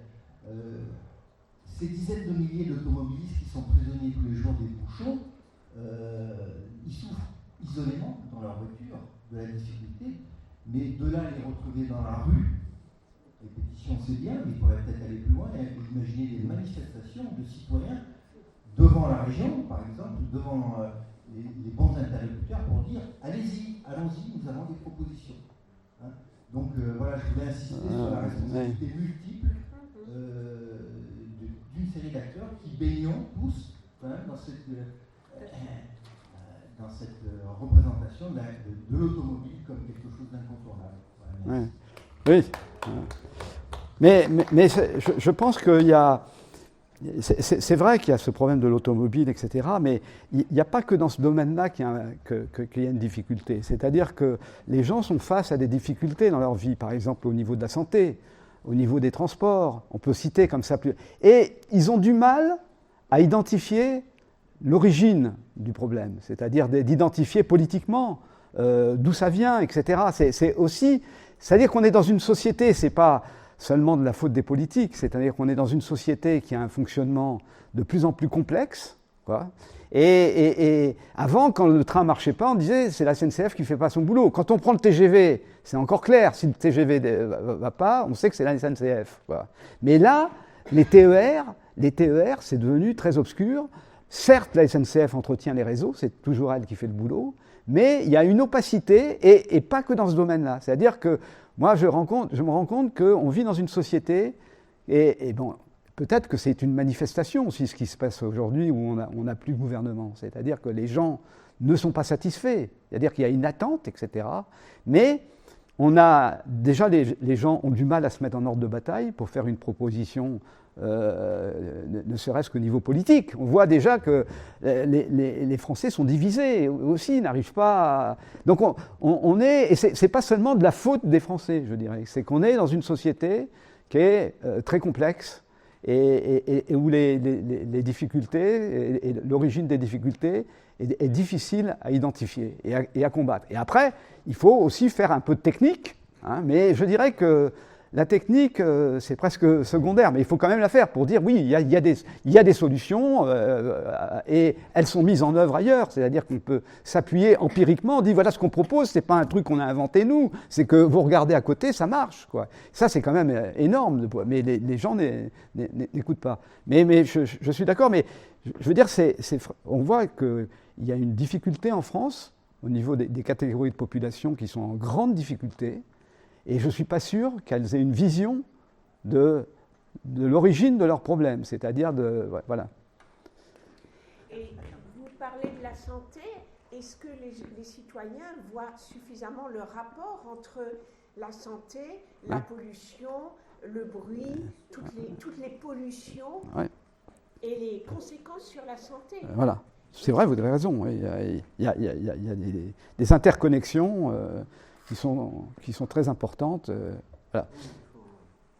Il faut signer la pétition. Il faut d'abord deux pétitions, donc en allant sur le collectif du train. On peut toujours signer, parce qu'on a 6 000 signatures, mais on peut monter à 10 000, hein, peut-être aussi. Est-ce qu'il y a des propositions du collectif? Parce qu'on rentre dans une période électorale. Voilà, exactement, en plus. Est-ce qu'il y a des propositions du collectif pour utiliser cette période éventuellement je veux dire, bon, Jean-Luc, nous on s'appelle tous les deux Jean-Luc, mais chacun dans notre secteur, justement, on a commencé à utiliser, on a pris des contacts, enfin, où les gens sont venus nous voir automatiquement pour essayer d'aborder dans leur programme électoral ce genre de problème. Donc moi j'ai eu des contacts avec les groupes socialistes, les groupes écolos, avec plusieurs, vraiment de gens très différents qui sont venus pour me demander des éléments, etc. etc. Donc moi j'ai pensé tout de suite à ça, parce que si on ne se remue pas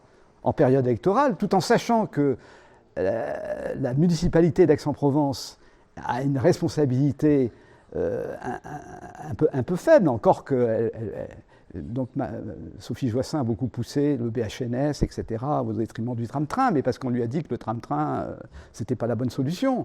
Mais donc il y a quand même, au niveau municipal, il faut reprendre ces points-là, et que les listes qui se présentent soient capables d'intégrer dans leur programme ce genre de choses. Vas-y, tiens. Ça, c'est une démarche d'experts vis-à-vis de Non, mais- potentiels oui. candidats. Mais il y a, je veux dire, par rapport à cette période-là, il y a aussi d'autres façons de faire les choses. Ouais. On peut aussi prendre un certain nombre de positions et demander, en sollicitant effectivement une pression populaire, pour que ces propositions soient prises en compte. Oui, mais ça on a. C'est notre démarche. Non, on n'arrête pas de le faire. Nous, on n'arrête pas de le faire. Hein. On n'arrête pas de le faire. Il y a déjà en 2020, quand il y a eu les élections à Aix, il y a eu, avec l'initiative du collectif Climat de Pays d'Aix, on est allé voir les candidats sur un pacte Ah oui, pour la ça, transition. moi, j'ai pas Donc fait là, ça. En fait, ça va recommencer.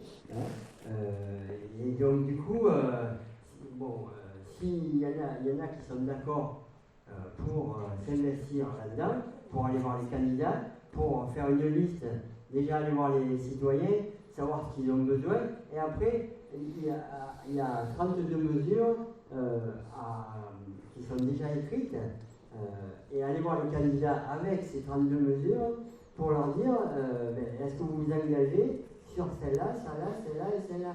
Et après, pouvoir comparer les candidats en fonction de leur proposition, enfin de leur engagement. Voilà, donc, et entre autres, il y a sur les transports, on peut, c'est marqué dans les 32 propositions, il y a les transports, et donc on peut aller détailler.